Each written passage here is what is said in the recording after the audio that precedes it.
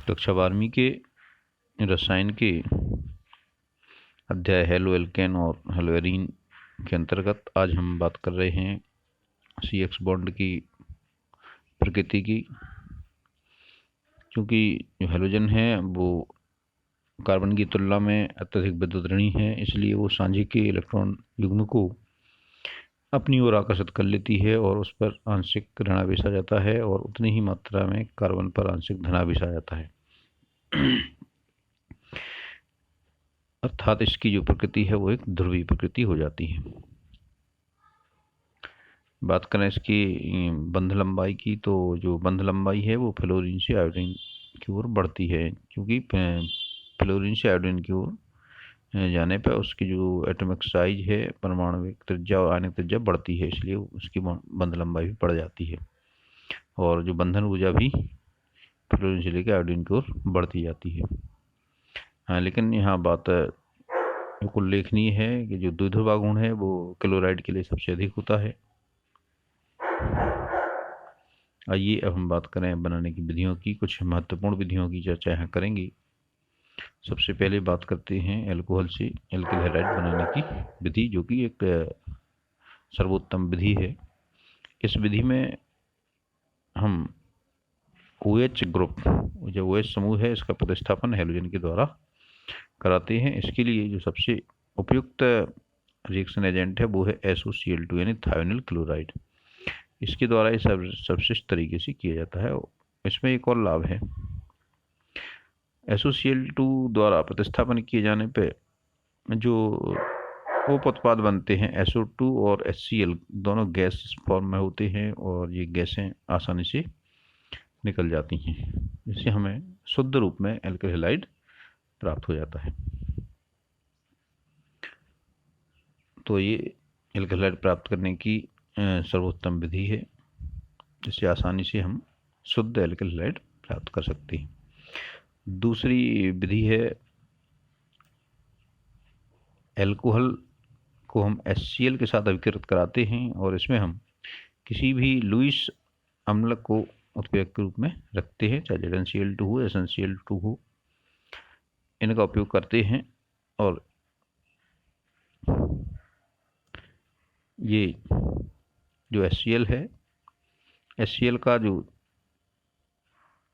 H है, HN जो बनेगा उससे HNOH को निकाल करके पानी बना देगा और Cl उसमें उसकी जगह पे जुड़ जाएगा। इस तरह से हमें यहाँ पर भी एल्किल हैलाइड प्राप्त हो जाता है। ये क्रिया प्राथमिक और द्वितीयक एल्कोहल के साथ कराना है तो आपको उत्प्रेरक की आवश्यकता होती है, लेकिन यदि तृतीयक एल्कोहल के साथ ये क्रिया कराना है तो ये बिना किसी उत्प्रेरक के कंसंट्रेटेड HCl के साथ हिलाने पर भी संपन्न हो जाती है।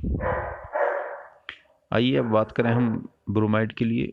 यदि आपको एल्किल ब्रोमाइड बनाना है तो इसके लिए हाइड्रोब्रोमिक एसिड यानी HBr का लगभग 48% सोल्यूशन लेकर के उसको गर्म करना पड़ता है, लगातार उबालना पड़ता है।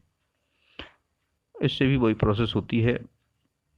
HBr का जो H आयन है वो OH को लेकर के पानी बना के निकल जाता है और ब्रोमीन उसकी जगह पे जुड़ जाता है। यही प्रोसेस हम PCl5 के साथ भी कर सकते हैं। एल्किल जो एल्कोहल है उससे PCl5 की क्रिया कराने पर भी OH समूह Cl द्वारा प्रतिस्थापित हो जाता है और हमें HCl और POCl3 प्राप्त होता है। सीधे सीधे हेलोजन से भी हम क्रिया करा सकते हैं।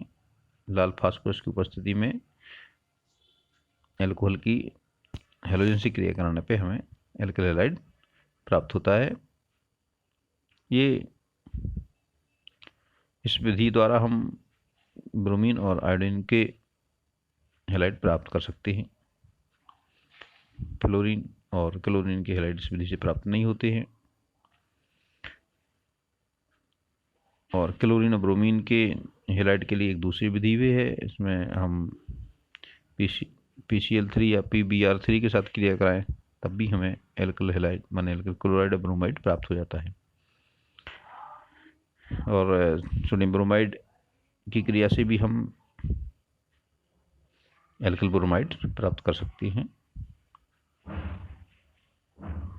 यहाँ पर जो इम्पोर्टेंट है, आपको जो पहली जो मेथड है SOCl2 वाली, इसको बहुत अच्छे से याद कर लेना है। ये परीक्षा की दृष्टि से काफ़ी महत्वपूर्ण है। और ये दूसरी रिएक्शन भी जिसमें ZnCl2 का उत्प्रेरक रूप में उपयोग करते हैं या किसी और लुईस अम्ल का उपयोग करते हैं, ये भी इम्पोर्टेंट है। PCl5 की क्रिया भी इम्पोर्टेंट है। अब हम बात करें हाइड्रोकार्बन से एल्केलाइड बनाने की। तो जो एल्केन से आप जो मुक्त मूलक क्लोरीनीकरण या हैलोजनीकरण है उससे ही हम प्राप्त कर सकते हैं। जैसे इसमें आप देखें जो ब्यूटेन है, ब्यूटेन की क्लोरीन से क्रिया कराते हैं और उसमें उसको हम या तो तेजी से गर्म करते हैं या अवरक्त प्रकाश की उपस्थिति में ये क्रिया होती है। और चूंकि इसमें जो क्लोरीन है अल्ट्रावायलेट रेज या गर्म करने पे ये मुक्त मूलक के रूप में बदल जाता है, और ये मुक्त मूलक किसी भी कार्बन पे रिएक्शन कर सकता है। तो इसमें ये ध्यान रखना है हमको कि एक मिश्रण बनता है, इसमें कोई एक उत्पाद प्राप्त नहीं होता है। तो इसमें देखिए चाहे टर्मिनल पॉइंट पे क्लोरीन जुड़ जाए तो ये उत्पाद मिलेगा आपको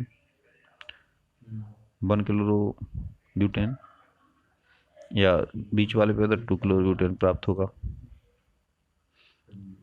ये विधि ज़्यादा उपयोगी नहीं होती क्योंकि पृथक्करण कठिन होता है, इसमें मिश्रण ही प्राप्त होता है। दूसरी मेथड है आपकी एल्कीन से। एल्कीन में एडिशन करते हैं अपन, यानी योगात्मक अपक्रिया कराते हैं। हमने एल्कीन माने ये लिया अपने एथीन ली, एथीन में हमने किसी भी हेलोजन अम्ल का एडिशन कराया तो यहाँ का जो डबल बॉन्ड है वो टूट जाता है और डबल बॉन्ड पे यहाँ पे एडिशन होता है, तो एक कार्बन से आपका हाइड्रोजन जुड़ जाएगा और दूसरे कार्बन से आपका हेलोजन जुड़ जाएगा। इस तरह से हमें ये एक योगात्मक यौगिक प्राप्त होता है। हमने एथीन से प्राप्त किया तो जो एथिल क्लोराइड हो गया। अब यदि कोई और यौगिक अपन ले रहे हैं, उच्चतर एल्कीन ले रहे हैं, यानी हमने मान लो यहाँ प्रोपीन लिया तो CH3 CH double bond CH2 propene है, यहाँ पे हमने HI से योग कराया। देखिए यहाँ पे 2 उत्पाद बनेंगे। इनमें चूंकि असममित कार्बन है, यहाँ पे देखिए ये कार्बन है, इस पे केवल हाइड्रोजन जुड़े हुए हैं और इस कार्बन में एक मेथिल समूह जुड़ा हुआ है। जब असममित कार्बन जो डबल बॉन्ड युक्त होता है, इस पे जब भी कोई योग होता है तो इसमें जो ऋणात्मक पार्ट होता है, जो नेगेटिव पार्ट है, वो वहाँ जुड़ता है जहाँ पे हाइड्रोजन कम जुड़े हों। यानी जिस कार्बन पे हाइड्रोजन कम जुड़े हों वहाँ पे ऋणात्मक भाग जुड़ता है। तो यहाँ पे हम यहाँ देखते हैं कि ये जो हाइड्रोजन है, ये कार्बन है, इसमें केवल एक हाइड्रोजन है, इस कार्बन पे 2 हाइड्रोजन है, तो जो आयोडीन है वो इस पे जुड़ेगा, हाइड्रोजन इस पे जुड़ेगा। तो इस तरह से जो मुख्य उत्पाद है वो ये बनेगा CH3 CHI CH3। लेकिन थोड़ी सी मात्रा में ये गौड़ रूप में कम मात्रा में ये दूसरा उत्पाद भी बन जाता है, एंटी मार्कोनिकॉफ एडिशन भी इसमें हो जाता है थोड़ी सी मात्रा में। तो यहाँ देखना है आपको मार्कोनिकॉफ का नियम, जो कक्षा 11 में आपने पढ़ा होगा। इसमें कोई भी जुड़ने वाला पदार्थ है उसका अधिक ऋणात्मक भाग उस कार्बन से संयुक्त होता है जिस पर हाइड्रोजन की परमाणु की संख्या कम हो। अब हम एक अलग विधि देखेंगे, हेलोजन पे हेलोजन का योग भी कर सकते हैं सीधे। यहाँ पे हमने हेलोजन अम्ल लिया है, यहाँ पे सीधे हेलोजन से उपयोग करते हैं। जब CCl4 में घुली हुई ब्रोमीन को एल्कीन में मिलाते हैं तो उसका लाल रंग विलुप्त हो जाता है। आप ये पहले ही पढ़ चुके हैं। ये असंतृप्तता के परीक्षण के लिए ये विधि प्रयोग में लाई जाती है। यदि जो डबल बॉन्ड युक्त कोई असंतृप्त हाइड्रोकार्बन है उसमें यदि ब्रोमीन जल को डाला जाता है तो उसका जो रंग है वो तुरंत विलुप्त हो जाता है। तो उसमें ये रिएक्शन होती है, उसमें एडिशन रिएक्शन होती है। मान लीजिए हमने एथीन को यहाँ लिया हुआ है, डबल बॉन्ड है यहाँ पे, हमने यहाँ पे इसमें ब्रोमीन ऐड किया तो ये डबल बॉन्ड टूट जाता है और दोनों पे एक एक ब्रोमीन परमाणु जुड़ जाता है और ब्रोमीन खत्म हो जाती है। इससे हमें एक जो बिस डाई ब्रोमाइड मिलता है, बिस डाई ब्रोमाइड। आप पहले पढ़ चुके हैं ना, बिस कौन सा कहलाता? जब समान हैलोजन परमाणु निकट के 2 कार्बन परमाणु पे जुड़ा हुआ हो। और जैम कौन सा कहलाता? जब एक ही कार्बन पे दोनों हैलोजन परमाणु जुड़े हों, वो जैम होता है। यहाँ पे क्या है? बिस डाइब्रोमाइड है जी, हिंदी में इसको सन्निध डाइब्रोमाइड कहते हैं। एक और विधि है हैलोजन के विनिमय के द्वारा। यहाँ पे जैसे हमें एक एल्किल हैलाइड प्राप्त है, ये मुख्य रूप से हम आयोडीन के हैलाइड प्राप्त करने के लिए इसका उपयोग करते हैं, क्योंकि क्लोराइड और ब्रोमाइड आसानी से बन जाते हैं। तो एल्किल क्लोराइड एल्किल ब्रोमाइड आसानी से बन जाते हैं। इससे हमें एल्किल आयोडाइड बनाना है तो हम इस रिएक्शन का उपयोग करते हैं। इसमें एल्किल क्लोराइड ब्रोमाइड को शुष्क एसीटोन में विलयन बनाते हैं और सोडियम आयोडाइड से उसकी अपक्रिया कराते हैं। इससे हमें एल्किल आयोडाइड प्राप्त होता है। इस अपक्रिया को फिंकेल्स्टाइन अपक्रिया भी कहते हैं। इसमें जो हैलोजन है, माने जो क्लोरीन है, ब्रोमीन है, वो NaI से क्रिया करने पे, चूंकि इनकी सोडियम के साथ क्लोराइड और ब्रोमाइड की का अट्रैक्शन या बंधुता अधिक रहती है, इसलिए वो उसके साथ जुड़ के अलग हो जाता है और एल्किल समूह के साथ आयोडीन जुड़ जाता है, तो एल्किल आयोडाइड हमें प्राप्त हो जाता है। और इसमें जो हमें NaCl या NaBr प्राप्त होगा, ये क्या होता? ये एसीटोन में अवक्षेपित हो जाता है, इसलिए आसानी से ये पृथक भी हो जाता है। इसके कारण इसका आयतन कम होता जाता है और आसानी से ये क्रिया चलती रहती है। लिसाते लीगनिंग आपने कक्षा 11 में पढ़ा हुआ होगा। इसमें जो विपरीत अपक्रिया है वो नहीं होने देता, क्योंकि इसका आयतन हम धीरे धीरे कम करते जाते हैं, तो ये विपरीत रिएक्शन नहीं होती है और अपक्रिया आसानी से चलती जाती है।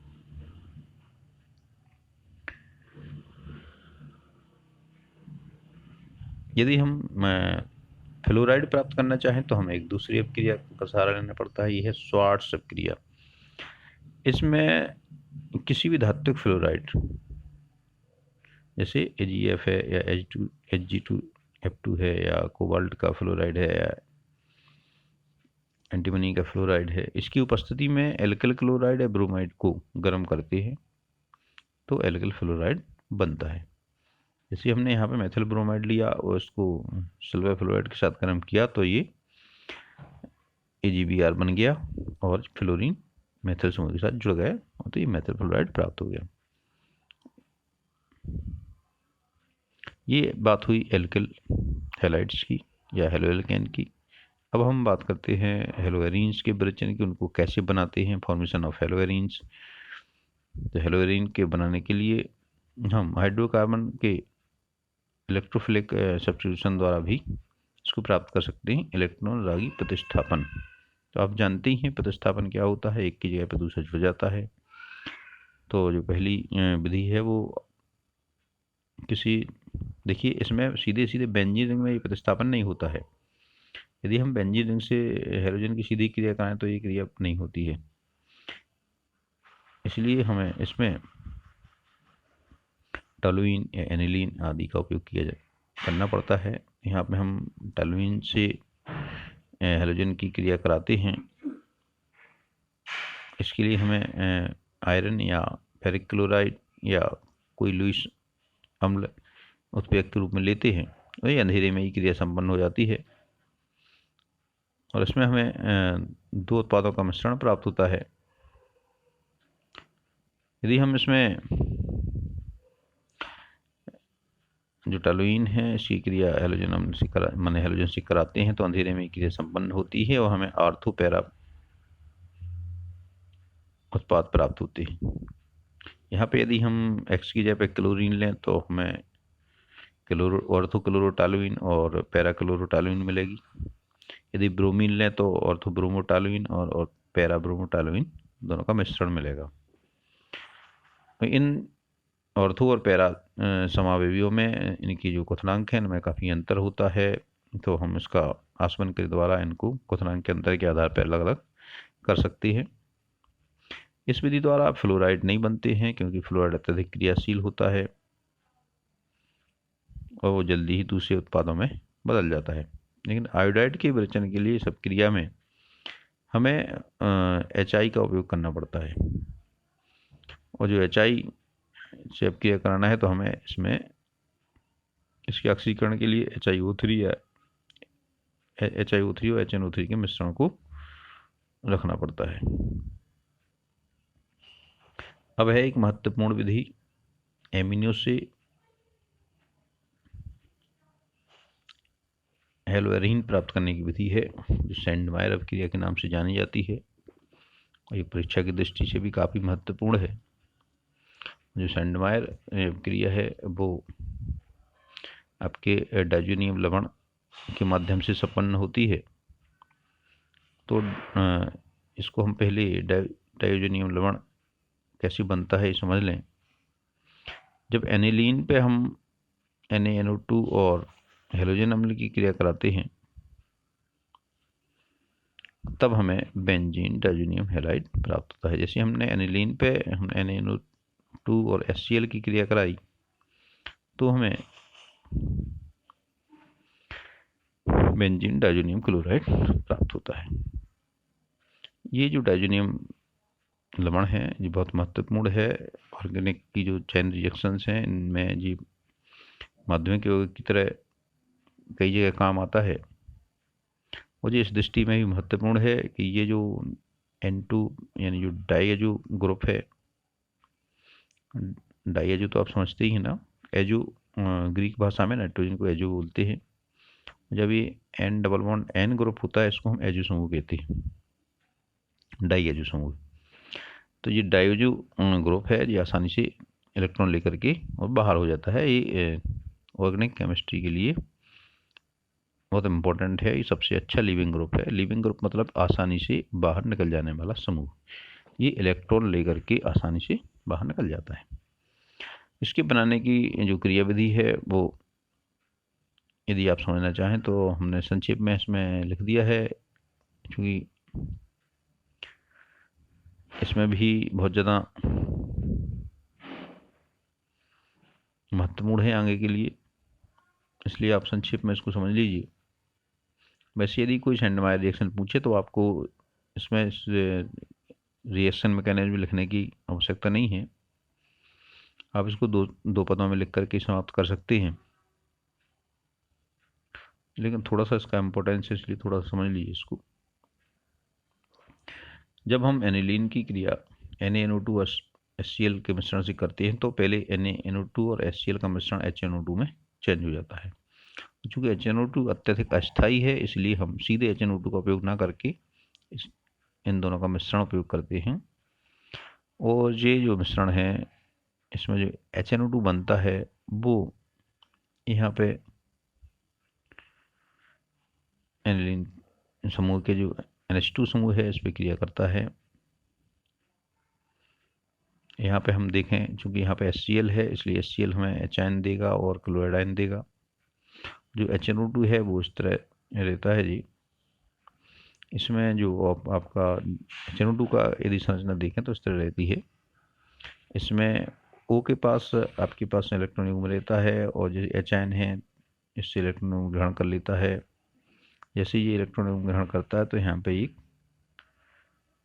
प्लस आवेश यहाँ पे आ जाता है और ये आपका क्या बन गया, H2O के रूप में एक अच्छा लीविंग ग्रुप प्राप्त हो गया। तो ये H2 बन के निकल जाता है और ये यहाँ से एक इलेक्ट्रॉन ग्रहण कर लेता है। तो इस नाइट्रोजन से एक इलेक्ट्रॉन ग्रहण करेगा तो ये नाइट्रोजन पे धनावेश आ जाता है और ये हमें नाइट्रोसोनियम आयन प्राप्त हो जाता है। और ये नाइट्रोसोनियम आयन भी बहुत अधिक रिएक्टिव होता है और ये जो नाइट्रोसोनियम आयन है एक पर्याप्त स्थायी होता है। इसके स्थायित्व का कारण है इसमें रेजोनेंस हो जाता है।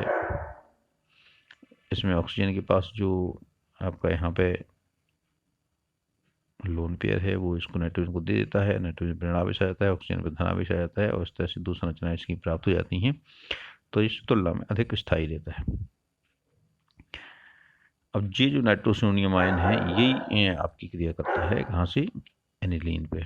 एनिलीन का जो N समूह है यहाँ पे ये क्रिया करता है, ये इससे जुड़ के क्या बनाता है, यहाँ पर जो हाइड्रोजन हैं दो, एनिलीन में 2 हाइड्रोजन हैं और यहाँ पर धनावेश है, ये यहाँ पर जुड़ता है और जुड़ करके धनावेश उत्पन्न करता है और यहाँ पर ये N डबल बॉन्ड N से जुड़ जाता है और NO आपका N डबल बॉन्ड इसमें ऐड हो जाता है सीधे सीधे। यहाँ पर जो H है, अब H क्या करता है, यहाँ पर जो इलेक्ट्रॉन डिफिशियंसी है नाइट्रोजन पे, तो इस नाइट्रोजन पे ही पहुँचता है, इस ग्रुप का यहाँ का जो बॉन्ड है इसका बॉन्ड टूट करके N पे इलेक्ट्रॉन पहुँच जाता है। तो N पे इलेक्ट्रॉन पहुँचेंगे तो इसका धनावेश खत्म हो जाएगा और ये यहाँ पर ऋणावेश आएगा, ऋणावेश के कारण ये इलेक्ट्रॉन समूह इधर पहुँच जाएगा O पे, तो ये यहाँ से अलग हो जाएगा इलेक्ट्रॉन ग्रहण करके और इस तरह से ये अंत में आपका